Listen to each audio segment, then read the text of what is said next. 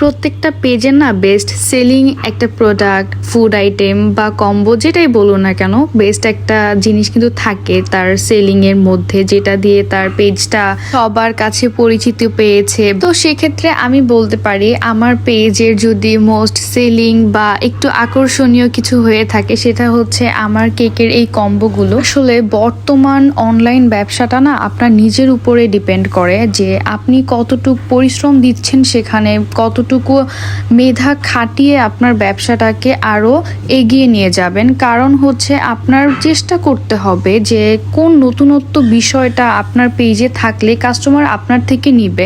আপনি যদি অন্য পেজের সাথে তুলনা করেন আমার তার নেই, আমার এটা থাকতে হবে, তাহলে এটা একদমই ভুল কথা।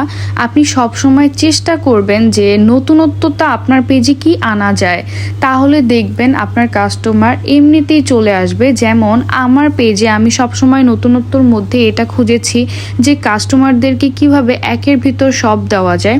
তো আমি সেই পরিকল্পনা অনুযায়ী আমি কেকের সাথে সাথে গিফট বক্সও কিন্তু কম্বো রেডি করেছি এবং সেই সাথে ফ্লাওয়ার গিফটও কিন্তু দিয়ে থাকি, কাস্টমাইজ ফ্লাওয়ার বুকে প্লাস হচ্ছে এই গিফট বক্স, সেই সাথে এই লাইটিংটাও আমি অ্যাড করে দিয়েছি। তো এইভাবেই আমি আমার কাস্টমারদেরকে সব ধরনের সার্ভিস প্রোভাইড করে থাকি। তাদের যে কোনো কাস্টমাইজ গিফট কম্বো কিন্তু আমরা বানিয়ে থাকি।